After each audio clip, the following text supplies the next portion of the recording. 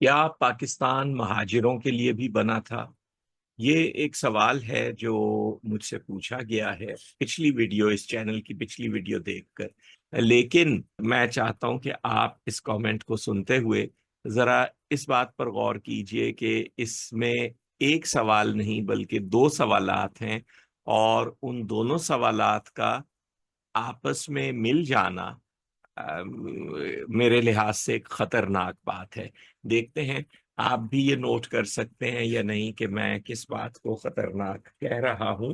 अस्सलाम वालेकुम खुर्रम शफीक साहब, आपका तारुफ मुझसे जिन्ना साहब की जिंदगी के बारे में और पाकिस्तान की तारीख के बारे में जानने के तजस्सुस की वजह से हुआ, और मैंने पहली बार आपको रफ्तार की डॉक्यूमेंट्री में देखा था। मुझे आपसे पूछना था कि जिन्ना साहब की एक स्पीच है जिसमें उन्होंने फरमाया था कि वो मुस्लिम अक्सरियती इलाकों यानी मौजूदा पाकिस्तान और मौजूदा बांग्लादेश के 7 करोड़ मुसलमानों को आज़ाद करने के लिए बकिया 2 करोड़ मुसलमान जो मुस्लिम अक़लियती इलाकों में रहते थे वो कुर्बान करने के लिए भी तैयार थे। तो मतलब यह कि जो इंडिया में रहने वाले मुसलमान हैं उन्हें कायदे आज़म इन मुसलमानों को आज़ाद करवाने के लिए पाकिस्तान और बांग्लादेश के कुर्बान करने के लिए तैयार थे, ये पूछा गया है।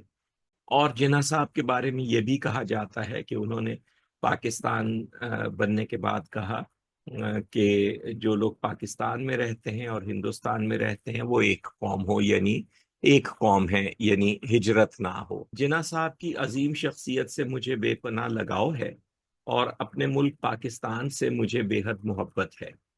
मगर ऐसी बातें सुनकर और पढ़कर मुझे लगता है कि ये मुल्क मेरे लिए या किसी और महाजिर के लिए बना ही नहीं था। बस जिन्ना साहब को हमें बर्दाश्त करना पड़ा और उन्हें हिजरत में बेघर होने वाले लोगों को जगह देनी पड़ी। हमारी कौम के फख्र जनाब अनवर मकसूद भी एक दफा रफ्तार यूट्यूब चैनल में ये कह चुके हैं कि जिन्ना साहब के ये जहन में ये बात नहीं थी कि हिजरत भी होगी। और आप भी रफ्तार की डॉक्यूमेंट्री में ये बता चुके हैं कि पाकिस्तान के असल प्लान में कहीं ये बात मौजूद नहीं थी कि हिजरत भी होगी। बराए मेहरबानी इन सब बातों की वजाहत फरमा दीजिए।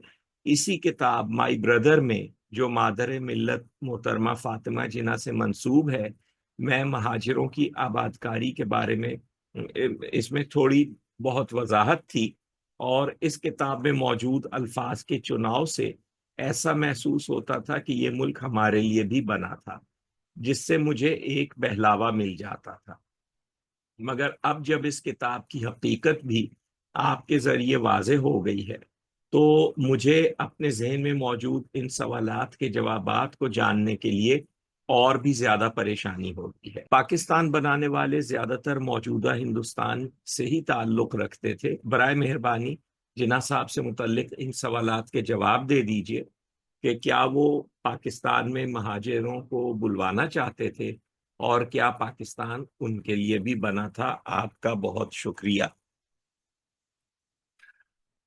आपने नोट किया कि वो दो सवाल कौन से हैं जो यहाँ मिक्स हो रहे हैं। एक ये कि क्या पाकिस्तान बनाते हुए ये जहन में था कायदे आजम और पाकिस्तान बनाने वालों के कि जो हिंदुस्तान में मुसलमान आबाद हैं उनमें से भी बहुत सौ को हिजरत करके यहाँ आना पड़ेगा, एक चीज।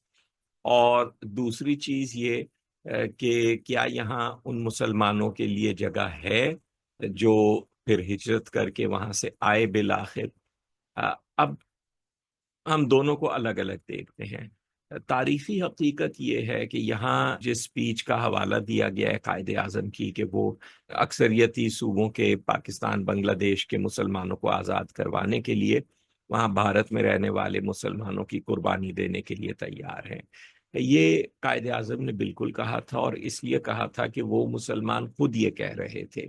उन मुसलमानों का ये बहुत बड़ा क्रेडिट है इंसानी तारीख में, शायद इसकी कोई दूसरी मिसाल ना मिले कि उन्होंने ये जानते हुए कि वहां उनसे बहुत बुरा सलूक होगा और उन्हें वहीं रहना पड़ेगा, उन्होंने ये कुर्बानी दी कि उन्होंने पाकिस्तान के हक में वोट दिया। ये उनका बहुत बड़ा क्रेडिट है। पाकिस्तान बनाने में उन मुसलमानों के آباؤ اجداد کا کریڈٹ ہے جو آج بھارت میں آباد ہیں. ہمیں ان کا شکریہ ادا کرنا چاہیے. اگر ہم ان کا احسان بھول جائیں گے، اگر ہم یہ کہیں گے کہ ان سب کو پاکستان آنا تھا، تو پھر جو نہیں آئے انہوں نے گویا پاکستان کے تصور سے غداری کی، جو انڈین پروپیگنڈا ہے. تو ہم بڑی ناشکر گزاری کریں گے ان مسلمانوں کی جنہوں نے اپنی آئندہ نسلیں قربان کر دیں آپ کی آزادی کے لیے، ہماری آزادی کے لیے. ایک بات اب رہ گئے اب رہ گئی یہ بات کہ پاکستان بننے کے بعد بعض مہاجر آئے، بہت بڑی تعداد میں آئے. تو انہیں آنا چاہیے تھا یا نہیں آنا چاہیے تھا؟ ضرور آنا چاہیے تھا جی. اگر ایک شخص کا بھائی اس کے لیے گھر بنانے میں اس کی مدد کرتا ہے اور اس کے اپنے محلے کا غنڈہ اسے روک رہا ہے کہ اس کی مدد مت کرو، اس کے باوجود وہ آپ کی مدد کر رہا ہے آپ کا گھر بنانے میں، اور اس کے بعد اس کے محلے کا غنڈہ اس کے گھر کو آگ لگا دیتا ہے اس لیے کہ اس نے آپ کی مدد کیوں کی، تو کیا اسے آپ اپنے گھر میں جگہ نہیں دیں گے؟ تو مسلمان اس کے بعد کسی بھی وجہ سے یہاں آنا چاہتے تھے، وہ آئے، بڑی اچھی بات ہے. اب یہ تو ہو گئی تاریخی بات. اب دوسرا پہلو کہ آج کیا ہمارے لیے جگہ ہے اس ملک میں یا نہیں ہے. ان دونوں باتوں کا آپس میں تعلق نہیں ہونا چاہیے. یعنی کینیڈا جب بنا تھا 1867 میں، تو کیا یہ سوچ کر بنایا گیا تھا کہ یہاں پر اتنے سارے ایشینز آ کر رہیں گے؟ نہیں، آج وہ رہتے ہیں اور وہ بالکل اس کو اپنا گھر محسوس کرتے ہیں. ابھی حکومت چینج ہونے سے پہلے تک کرتے تھے. اسی طریقے سے انگلینڈ کو آپ دیکھیے، گریٹ برٹن کو، وہاں پر کتنے انڈینز، افریکنز، دنیا بھر کی قوموں سے لوگ جا کر رہتے ہیں. وہ اپنے آپ کو بالکل وہاں ویلکم محسوس کرتے ہیں.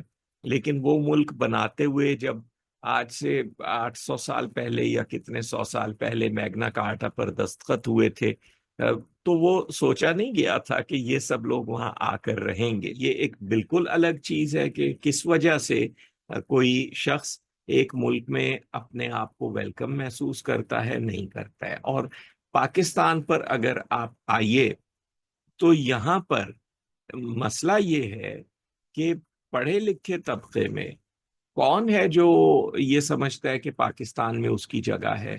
کیا مہاجروں کو اس وجہ سے شکایت ہے کہ شاید یہ ملک بناتے ہوئے سوچا نہیں گیا تھا کہ ہم یہاں آئیں گے، تو پھر ہم آئے تو ہمیں برداشت کرنا پڑا. بلوچ، کیا ان کا تعلیم یافتہ طبقہ وہ اس کے ایک حصے کو یہ شکایت نہیں ہے کہ جی ہمیں لگتا ہے کہ پاکستان ہمارے لیے نہیں بنا تھا؟ آپ کے پی کے میں چلے جائیے، آپ سندھ کے لوگوں سے پوچھ لیجئے، بہت سے لوگوں، اور تو اور پنجاب، جہاں خدا کا دیا سب کچھ مل رہا ہے انہیں پاکستان کی وجہ سے مل رہا ہے، وہاں آپ کو بہت سے لوگ یہ کہتے نظر آ جائیں گے کہ جی پنجابیوں کے لیے تو پاکستان میں کوئی جگہ ہی نہیں ہے، خدا کا خوف کرو.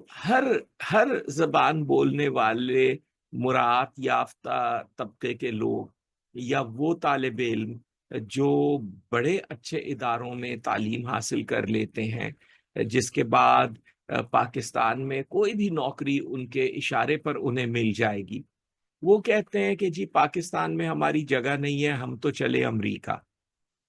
تو یہ جو ہمارے اندر کیفیت پیدا کی جا رہی ہے، یہ کسی وجہ سے کوئی پیدا کر رہا ہے اور ہمیں اس سے نکلنا پڑے گا.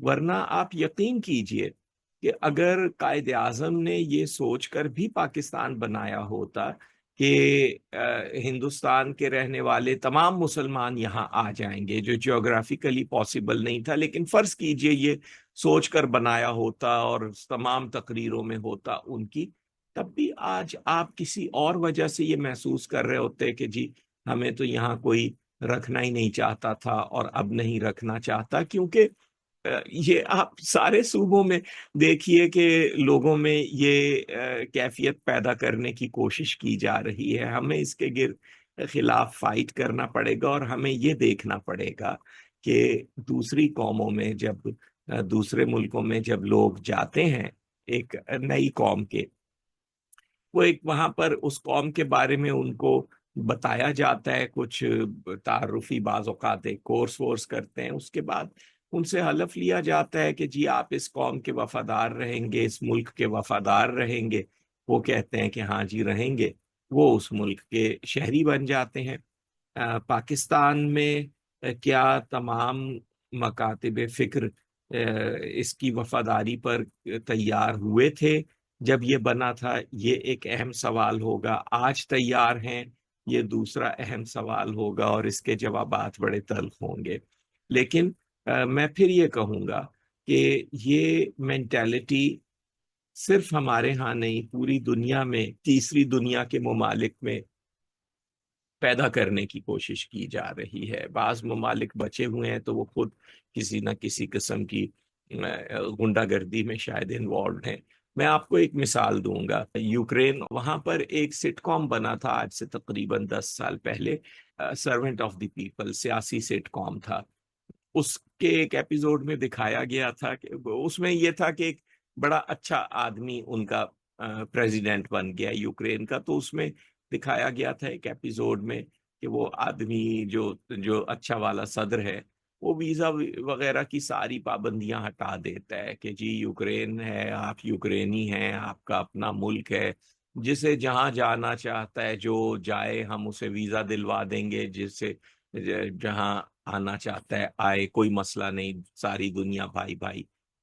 تو اگلی صبح وہ اٹھ کر اپنے آفس جانے لگتا ہے، ایوان صدر جانے لگتا ہے، تو رستے میں سڑکیں خالی ہیں، دکانیں خالی ہیں، گھر خالی ہیں، پتہ چلا کہ سارے لوگ جو ہیں وہ یوکرین چھوڑ کر کوئی امریکہ، کوئی فرانس، کوئی کہیں وہ نکل گیا ہے۔ تو یہ مسئلہ صرف یہاں نہیں ہے، وہاں بھی ہے۔ ہر ایک موڑ پر ہیں رواجوں کے پہرے، تمہیں کو نہیں اس کا سب کو گلا ہے، مگر لوگ جیتے ہیں ان مشکلوں میں، ہے جن کا نہیں کوئی ان کا خدا ہے۔ تو یہ میری گزارش ہے، اور میں سمجھتا ہوں کہ جو شخص بھی پاکستان سے وفادار ہے، نہ صرف اسے یہ سمجھنا چاہیے کہ پاکستان میں اس کی جگہ ہے، بلکہ وہ دیکھ لے گا کہ اگلے 2 سال کے اندر اندر پاکستان کو اس کی اور اسے پاکستان کی کتنی زیادہ ضرورت پڑنے والی ہے۔ اس ویڈیو کے نیچے اپنا کامنٹ ضرور لکھیے، اگر کوئی سوال آپ کے ذہن میں ہے تو وہ بھی پوچھ لیجئے، اور اگر آپ ہمارے زوم سیشنز اٹینڈ کرنا چاہتے ہیں جو فری ہیں تو ہمارا واٹس ایپ گروپ جوائن کیجئے، جس کا لنک ڈسکرپشن میں موجود ہے۔